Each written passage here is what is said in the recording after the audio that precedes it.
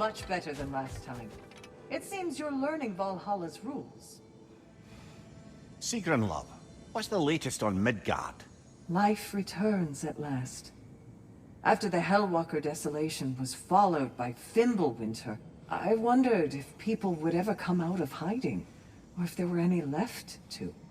But flowers bloom, the sun shines, and it's safe to travel the roads and rivers again. No one even seems to mind the giant serpent sunning himself across the mountaintops. Glad to hear it. Jormungandr's a big softy when you get to know him. And now that things aren't quite so desperate, raider attacks have declined. It's progress.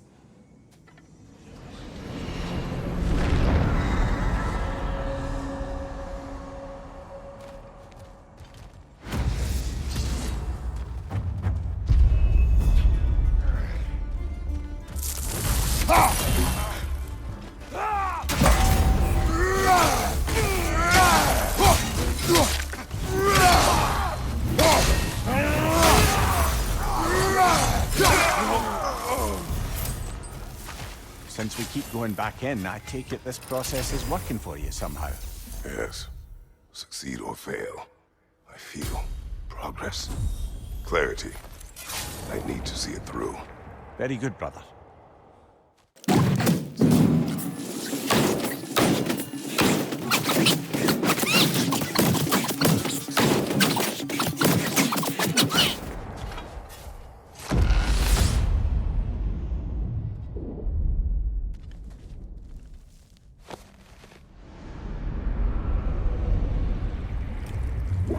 An infamous act.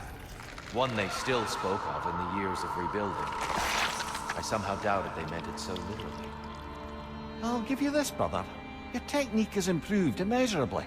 I needed his power to secure my vengeance against the gods. I believed I had no choice. No choice? You could have not ripped my head off my body.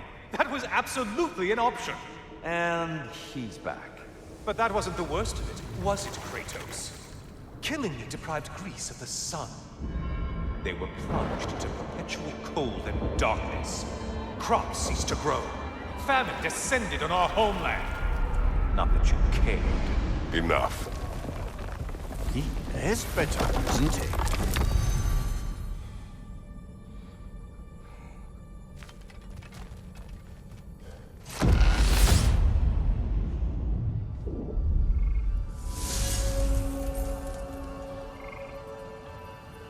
Kratos, I'm curious. Your decision to behead Helios, was it fueled by any personal motivations? Or was it really just a means to an end? It was not personal. I did know him, long before I killed him. He was as insufferable as any god. But his death brought me no satisfaction. Did you know what would happen as a result? When Helios was captured by the god of dreams, the lands fell into darkness and were not restored until his return. I knew exactly what would happen.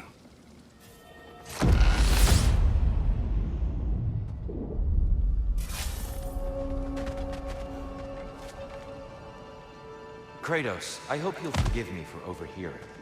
But before you first found your way to me, you were grappling with the symbolism of your former kingdom. May I offer a perspective? You may. Before I became God of War, I felt as hesitant as you did. I feared that taking the throne would only validate Odin's power hierarchy, which even then I didn't trust. But I decided I could wield a better influence on the inside than on the outside. There are many ways to lead, and not all of them involve ruling. The throne and the office are only what you bring to them.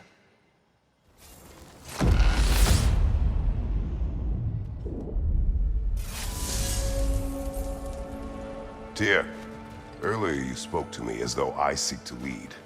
As if I were someone to be followed. Your self-criticism, valid and otherwise, seem well reflected here in Valhalla.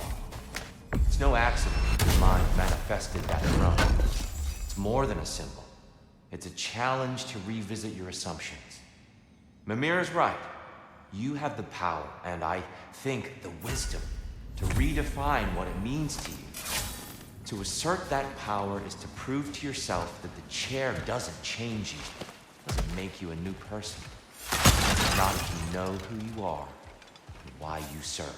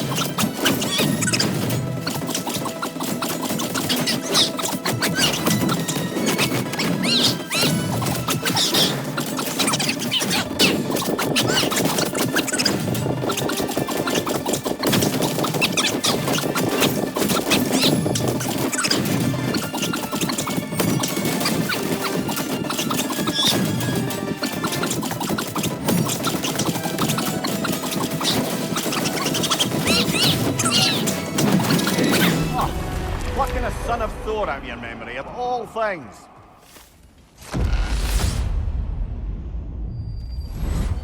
We meet once more, Ghost of Sparta.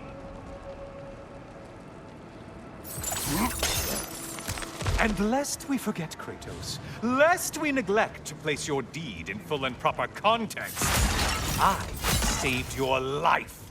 Me! And you literally tore off my head for my troubles. Imagine if all your new friends knew how you used to treat your old friends. Of course, you're not the same man, right? Now, you only get your friends killed through lack of foresight. Far easier to blame others that way, am I right? I know you are a projection of the mind. But for what it is worth, the death I gave you was unjust. Oh, how touching. Yeah. Not actually worth the spittle it took to mumble that out. Do not do that again. Nobody wants to hear that from you.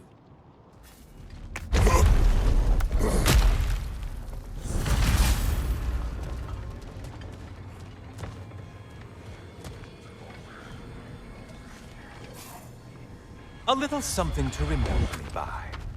I truly hope it brings you unrelenting torment.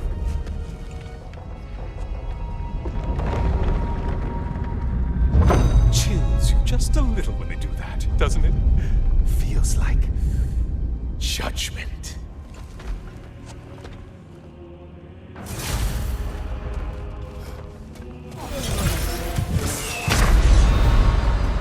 Bye for now, Kratos.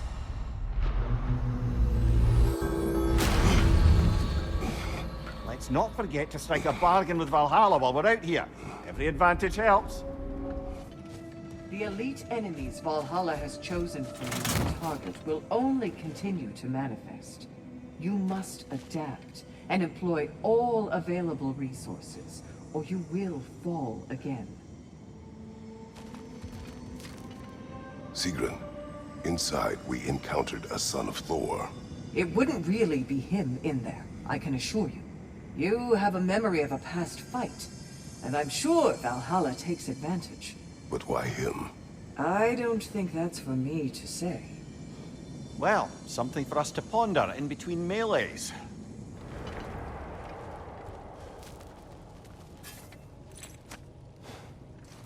The key again. More to the story? Yes, when there is time. Brother, while I'd love to say I left Oberon's service as a matter of principle, the truth is it was much more a question of pride. If he'd simply shown me more appreciation, who knows how long I might have tolerated his evils. I certainly tolerated plenty from my subsequent employers before I could take no more. If I'm being honest, I was only too happy to offer my complicity in Queen Titania's humiliation. What did you do? I caused her to fall in love with something preposterous. An actor. Your old master. He had you make his wife fall in love with another. Aye, temporarily by use of this magic flower. Though now it's clear to me the flower's effect isn't love exactly, but a kind of obsessive devotion that is too often mistaken for love. So of course the Queen made a fool of herself, as did all those under the flower's spell that night. Don't know how I have been embroiled in such a farce. You are wiser now. I think so. Though that only makes up for so much past stupidity. Kratos, about this boat captain. If you needed his key to save others, why does it seem to bother you so? Your actions in this case seem justified. The captain was swallowed by the Hydra before I was able to kill it. When I entered its maw to retrieve the key, the captain had somehow survived, dangling over a fall that would surely kill him. I saw the terror in his eyes as he fought to hold on, and then relief when he believed I would save him. Instead, I took the key and dropped him to his death. And it was all for nothing. The women were dead by the time I reached them. Sigrun has been important to you for as long as I have known you. What happened in the beginning? Oh, it's a typical enough story. A boy meets girl, girl fulfills her ambition to transcend the physical plane and become a Valkyrie of Valhalla. One day, Sigrun quietly arrived from Fjotalund and began serving as Freya's handmaiden while she undertook training for the Sisterhood. I don't even think we were introduced. I'd just see her around the court. Of course, I'd observed her loveliness and impressive stature long before we fell to talking. But we seemed cut from different cloth, I suppose.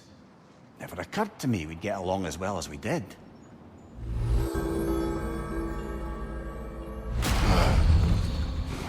And we're back. Didn't miss anything too important, did I? Much better than last time. It seems you're learning Valhalla's rules. Sigrun, I wanted to tell you, Valhalla keeps sweeping me away to my own adventure in memory. I wondered if it would. That's wonderful. What is it showing you? Some particular events of my wayward youth. But they're in a loop of sorts. Not sure I've quite gleaned what it all amounts to. Then you must do what you do in Valhalla. Keep going.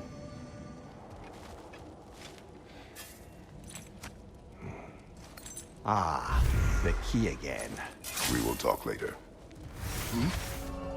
You and Sigrun, how was it you first spoke? Back when Freya was queen in Asgard, the better times, I mean, there really began to be some culture around the place. Poets, musicians, the odd contortionist would pay visits, perform, mingle. On one occasion, I'd taken a seat expecting to see this balladeer of the lowlands, when Sigrun walked in. Somehow more stunning than I'd ever seen her. And when of all places she chose to sit next to me, well, a lot of very interesting things happened very quickly. But I may need to collect my thoughts while you get us killed again. Let us get back to your memories of Sigrun. She sat beside me. Yes, she chose to sit next to me. No big thing, really. Yet, somehow, despite myself, I felt her rush in my stomach like I was a green lad again. Embarrassing at the end of the day, to be so simple. I made some remark, and I learned how it felt to make her laugh. And suddenly I felt more at ease. Almost eerily so. Calm within each other's storms, I suppose. They had a way of describing that. Peace dwells among us. Lovely, brother. That's exactly right. Mimir, you may speak more of coming to know Sigrun. Right. Where were we? After the ice was broken, we fell to talking more regularly, even making a point to do so. It was all I could do to enjoy her company responsibly, staying mindful of our respective positions and keep from crossing any line that would make things difficult for us to recover from. Wise. Well, mostly. I'm always wisest in the parts I let myself remember. Don't let Valhalla's chosen opponents get into your head, or else you'll fall to them again. What is the state of Svartalfheim? It's been tough. The dwarves had been under Odin's thumb for so long. Now they're having to completely reshape their economy to provide for themselves again.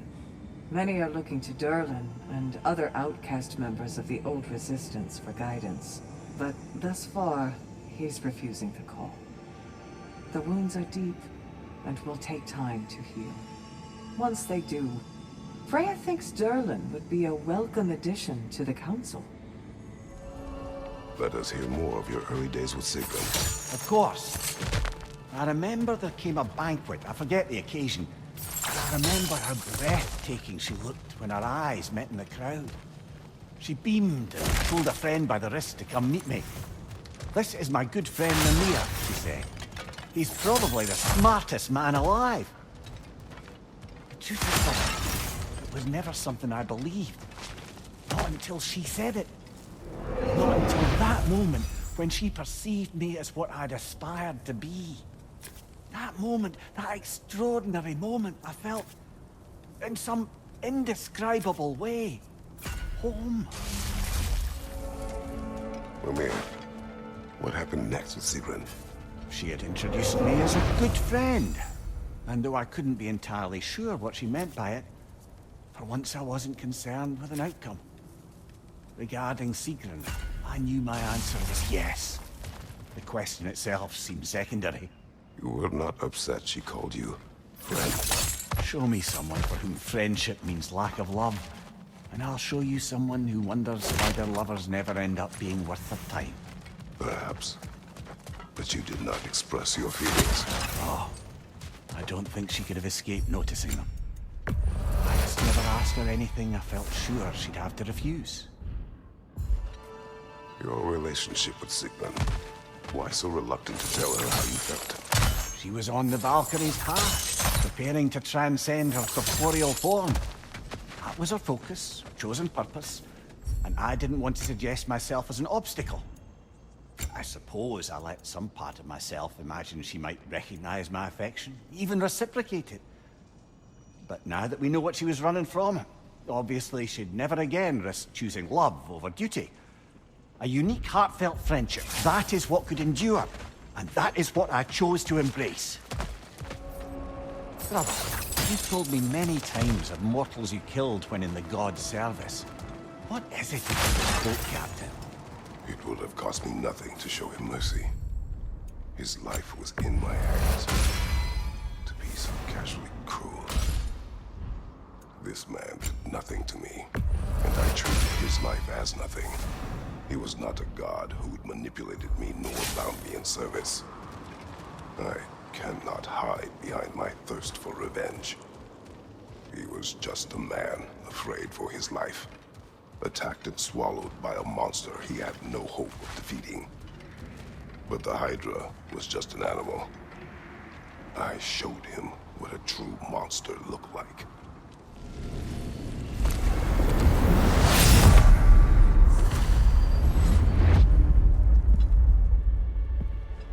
I hope your trip through Valhalla has been fruitful. I have another cherished weapon from my travels to show you. Ready to see?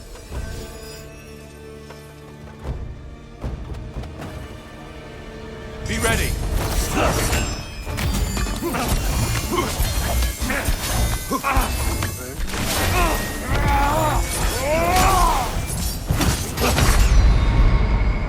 Each time, just a little closer to ready.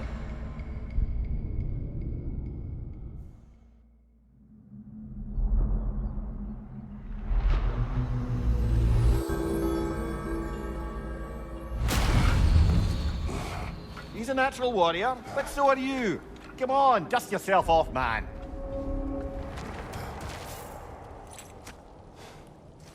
A flute? Oh, will you play a song, brother?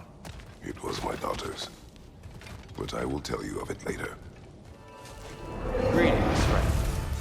Any questions before you get started?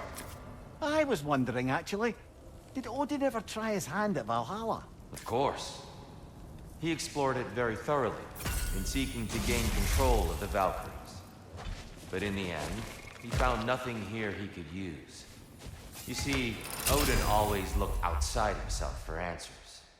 But Valhalla only reveals its secrets to those who do the work of looking within.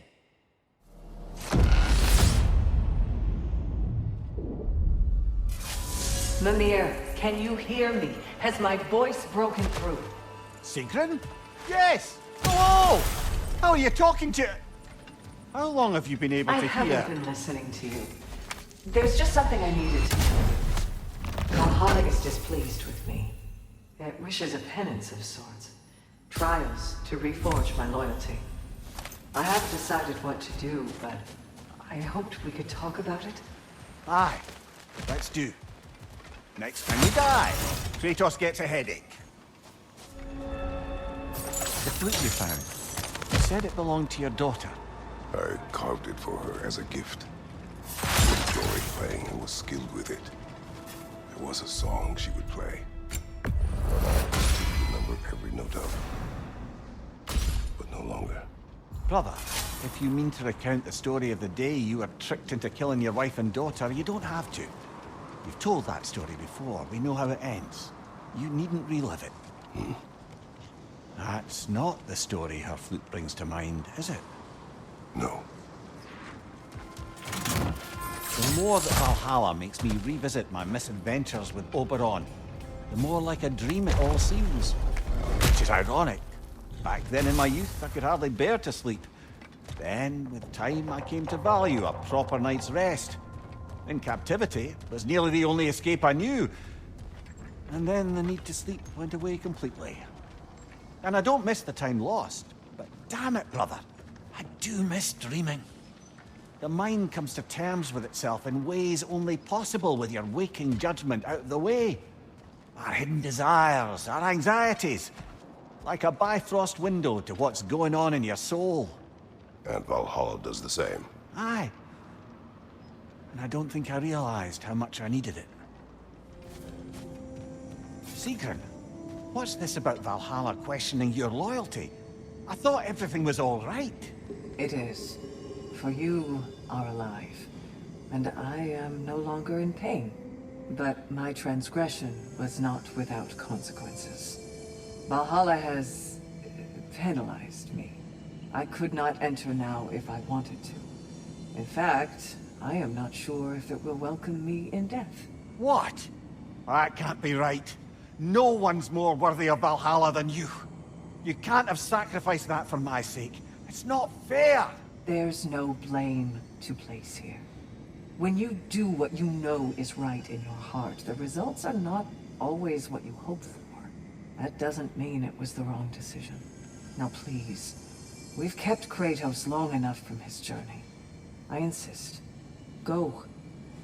We'll talk more.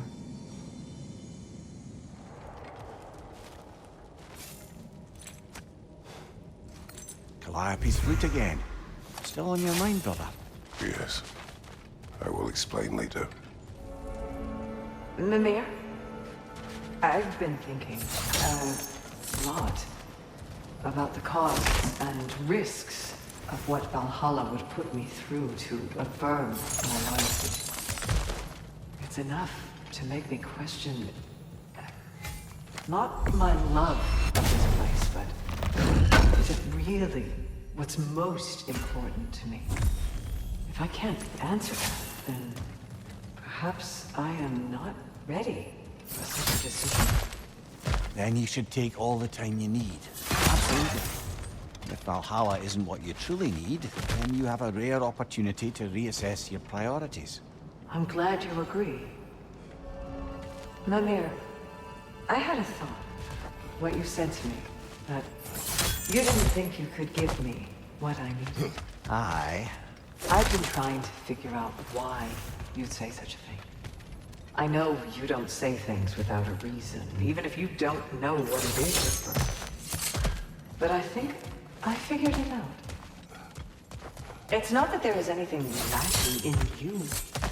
It's that in the end, nobody can give me everything I need to be happy. Not even Valhalla. That's something I have to give myself. And to do that, You need to find yourself. That's true. And we're saying that's what I meant all along? Clever, aye? I'm sure you can see by now, Valhalla has a way of making you learn what you need to learn. Perhaps it does so with me, even now, making such demands as to get me out. Long ago, I gave myself completely to love. And it destroyed my home and family. Then, I threw myself into the service of Valhalla and found a new family in my sisters. But what if that's not where my story ends? It's time I finally found my path. Not because it may or may not be Valhalla's will, or Freya's, or yours. Mimir, the day my family died was not the last time I saw Calliope. I had journeyed to the underworld to rescue Helios. When I arrived, I heard Calliope's song on the wind and found her in the fields of Elysium. It had been long since I felt such joy. But it was another trick of the gods. It wasn't her. Worse. It was. The goddess of the underworld wished to destroy all of creation, Elysium included. She knew that for me to stand against her meant leaving Calliope behind forever. So, I pushed my daughter away again, all while she cried and begged me not to.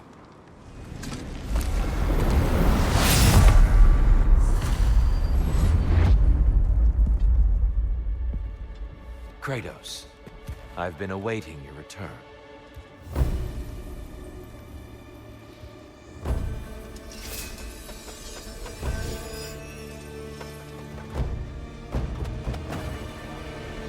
Arms up!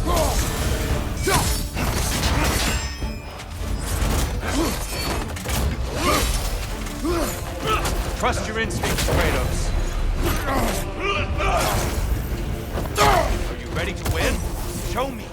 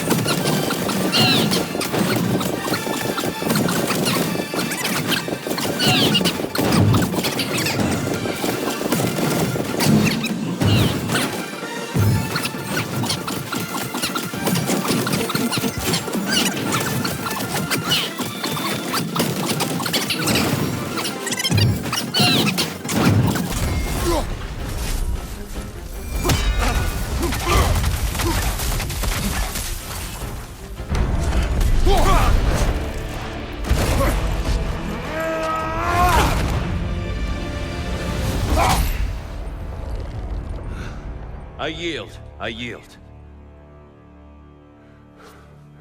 Good then.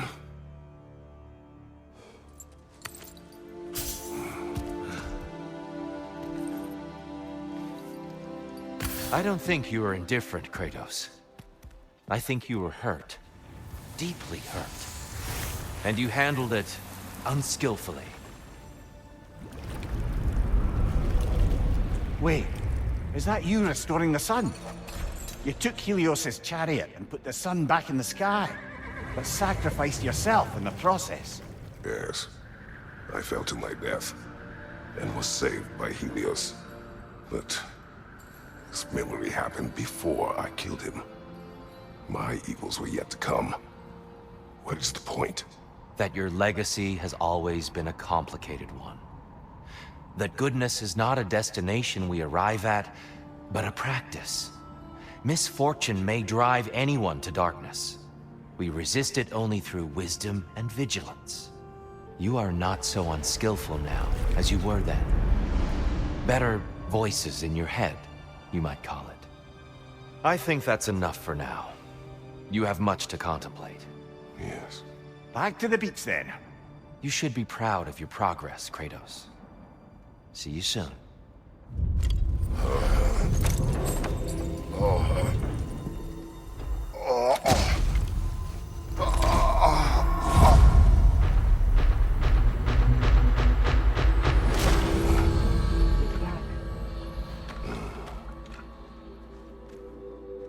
It seems like you're making progress, whatever you're doing in there.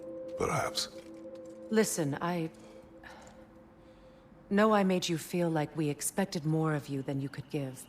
And I just want you to know, I'm not asking you to change how you are or who you are.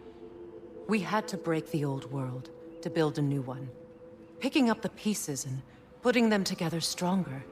It's a rare opportunity. You made a difference here. In some circles, a symbol of change. On many days, just knowing that you're a part of the Council is enough. And other days? You've earned a voice. How you use it is up to you.